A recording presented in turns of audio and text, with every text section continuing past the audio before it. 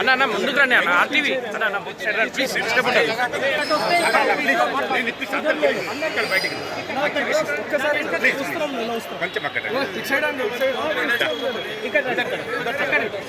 సైలెంట్గా ఉండండి. కూడా గెలిచాడు అండ్ అందులో విన్నింగ్ ఫినిష్ చేసి వచ్చాను.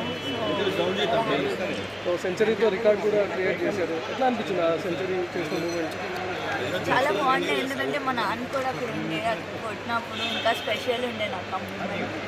అండ్ ఫస్ట్ సెంచరీ కొట్టినందుకు కూడా చాలా స్పెషల్ ఉండే. లాస్ట్ టైం కాస్త నర్వస్ ఫీల్ అయిపోయినారు, నేను లాస్ట్ టైం అంత పర్ఫార్మెన్స్ చూపించలేకపోయినా అని చెప్పి, కానీ ఈసారి వరల్డ్ కప్లో మొత్తం మీ పేరే వినిపించింది. సో లాస్ట్ టైం అంత ఆపర్చునిటీస్ రాలేదు, వచ్చినప్పుడు కూడా ఆడాను కానీ లాస్ట్ 3 runs ఉన్నప్పుడు అవుట్ అయ్యాను ఫైనల్స్లో. ఈసారి వాట్ ఎవర్ ఐ గాట్ నేను నా బెస్ట్ ఇవ్వాలనుకున్నా, ఇచ్చాను. ప్లస్ ఆ ఫైనల్ రన్ కూడా కొట్టి రావాలనుకున్నా, సో నాట్ అవుట్ ఇచ్చాను. నెక్స్ట్ సీనియర్ టీంలో ఎప్పుడు వెళ్తున్నాను? ఎప్పుడు పర్ఫామ్ మీకు ఇన్స్పిరేషన్ ఎవరు? మితాలీది ఆఫ్ కోర్స్, బికాజ్ ఆమెను చూస్తూ పెరిగాము. సో ఎప్పుడు ఆమె ఉంటుంది. సో త్రిష గురించి ఈరోజు ఎంత మాట్లాడుతున్నారు, మీ ఫాదర్ కూడా అంతే ఫేమ్ అవుతున్నారు. సో మీ ఫాదర్ గురించి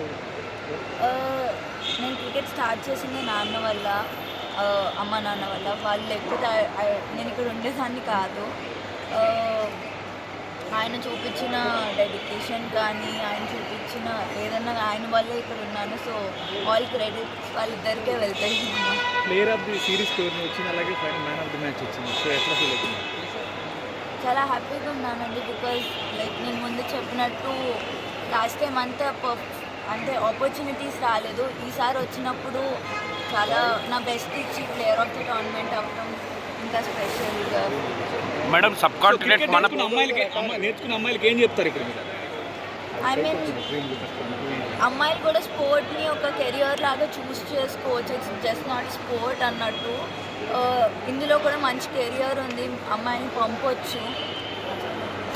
మేడం మన సబ్ కాంటినెంట్ పిక్చర్స్ డిఫరెంట్ ఉంటాయి when compare to other countries. ఎలా ఉంది మేడం మీరు ఆడుతున్నప్పుడు, ఎలా అనిపించింది?